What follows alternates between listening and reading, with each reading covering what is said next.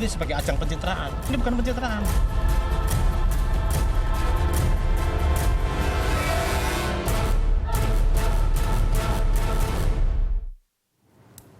Pemirsa, Anda kembali dalam Prime Time Talk. Presiden Indonesia ke-6 Susilo Bambang Yudhoyono angkat suara tentang dana aspirasi bagi anggota Dewan Perwakilan Rakyat melalui akun Twitternya. Di era pemerintahannya, SBY mengatakan menolak usul pengadaan dana aspirasi karena dianggap menyamakan kewenangan eksekutif dan legislatif. SBY menuangkan 5 hal yang harus dikritisi dan diuji atas ide dana aspirasi DPR. Berikut kami tampilkan 16 kicauan SBY di akunnya @SBYudhoyono.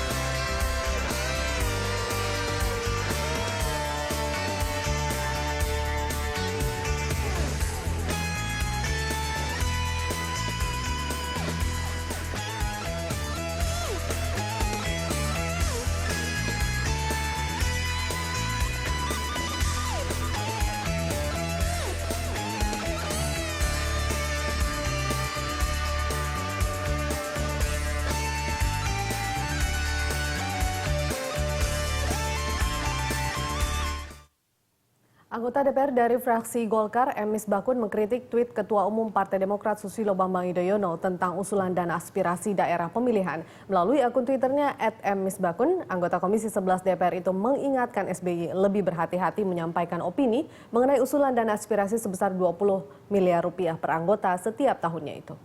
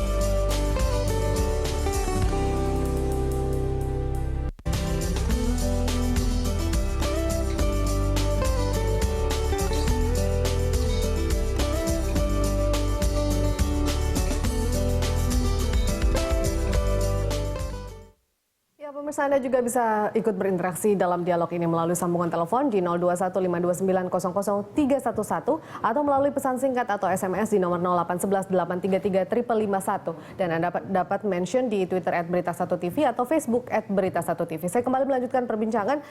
Pak Yandri mungkin menanggapi dulu statement dari Pak SBY. Ada beberapa hal yang kemudian betul. menjadi Saya kira pertimbangan saya beliau berterima sebelumnya. kasih kepada Pak SBY membuat kita semakin hati-hati dan perdebatan tentang dana aspirasi ini semakin meluas, bagus. Tetapi menurut saya apa yang disampaikan SBY mungkin banyak kurang tepatnya ya kan tadi. Seperti misalnya apa, Pak Ya Yandri? misalkan dia khawatir seolah-olah DPR akan mengambil hak eksekutif. Yang saya katakan tadi dari awal bahwa DPR hanya mengusulkan program, tidak memegang duit, tidak juga ikut tender, dan tidak akan cawe-cawe di proyek itu.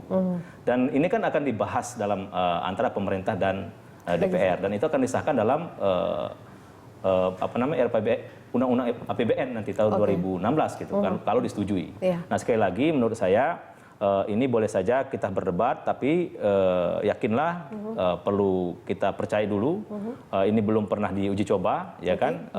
Kalaupun ada kritik dan saran itu kita terima. Sekali lagi ini murni dan yakin dari 560 itu, insya Allah adalah orang-orang amanah, ya kan? Akan bisa menjalankan amanah dan pengawasan akan sangat melekat karena ini ada uang negara, di situ ada LSM, ada BPK, ada mungkin masyarakat umum, dan termasuk yang mengusulkan akan mengawasi langsung. Jadi kita meyakini ini adalah salah satu cara untuk mempercepat laju pembangunan secara merata. Tapi, yang saya katakan tadi ada jalan yang dibangun terus, tapi mungkin ada jalan yang tidak pernah dibangun. Karena Tapi mungkin mengenai jumlahnya sendiri Pak Yandri, bagaimana 20 miliar per anggota? 20 miliar itu bagus. Yang saya katakan tadi, kalau misalkan ada kekhawatiran tumpang tindih, misalkan daerah saya ajukan jalan X misalkan.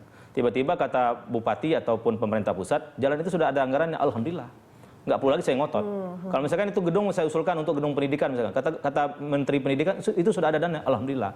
Jadi ini sebenarnya sekali lagi kita menampung aspirasi dan dana itu serahkan kepada pemerintah yang mengelola, menganggarkan juga kepada pemerintah, yang melaksanakan ke pemerintah, kita pada tahapan mengusulkan dan mengawasi di lapangan nanti. Gitu. Artinya nanti tidak akan tumpang tindih dengan sejumlah program-program pemerintah di daerah sendiri. Makanya tadi nggak mungkin kan, yang menganggarkan kan pemerintah. Kalau misalkan di situ sudah ada ex rupiah terhadap jalan itu, maka pemerintah nggak mungkin akan melakukan penambahan ataupun double anggaran kan. Tetapi mungkin komunikasinya yang diperbaiki. Misalkan Bupati sampaikan, Pak Yandri itu jalan sudah saya anggarkan. Alhamdulillah Pak Bupati, berarti saya nggak usah ini. Nah intinya kita memperjuangkan aspirasi daerah pemilihan kita dengan nyata sekarang itu. Dan kalau misalnya sudah dianggarkan semua di program pemerintah, tunggu dulu Pak Joni. Artinya kalau sudah dianggarkan di pemerintah daerah sendiri begitu untuk realisasinya dan tidak perlu lagi ada yang tambahkan, tidak perlu ada dana aspirasi seharusnya. Oke, Pak Ini Joni. harus diluruskan dulu. Yang dikatakan dari tadi ini DPR menyampaikan pada pemerintah, menyampaikan pada pemerintah.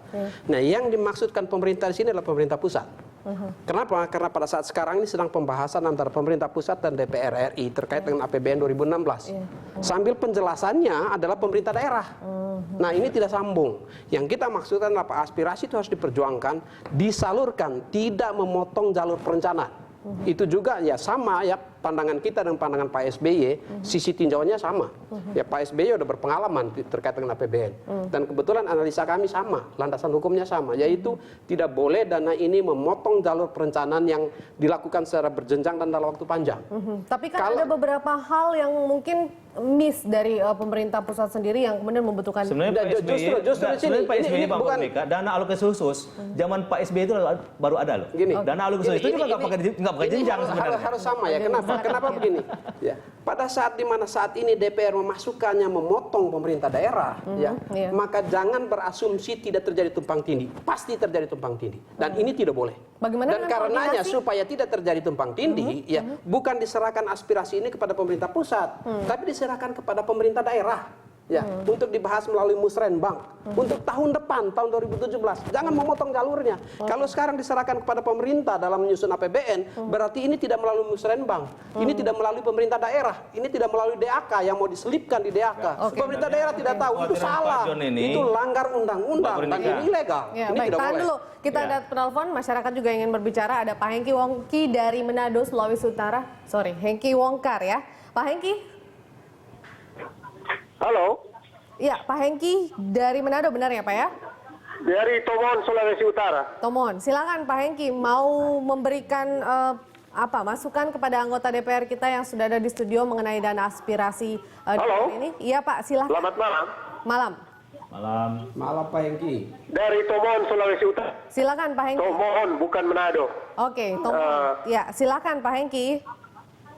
Kalau menurut saya dana ini saya kira tidak perlu disalurkan karena ini untuk kepentingan pribadi anggota DPR.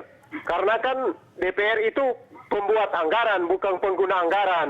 Jadi masyarakat, tak kira pemerintah juga jangan seenaknya, jangan terpengaruh dengan apa yang dikatakan oleh anggota DPR yang setuju. Oke. Saya melihat yang PAN yang paling ngotot setuju dengan dana aspirasi ini sama Golkar.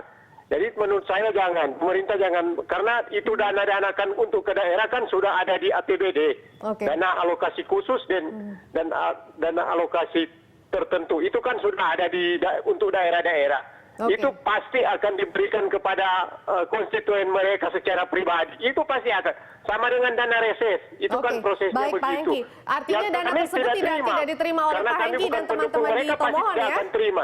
Jadi itu bohong kalau mereka bilang itu akan untuk pembangunan di daerah-daerah. Ya udah, oke. Terima kasih Pak Hengki. Sayang sekali kita sudah Selamat berkomunikasi dengan Pak Hengki di Tomohon, tapi kita sudah menangkap protes dari Pak Hengki sendiri. Bapak-bapak akan menjawabnya di segmen berikut. Tetaplah bersama kami pemirsa di Prime Time Talk.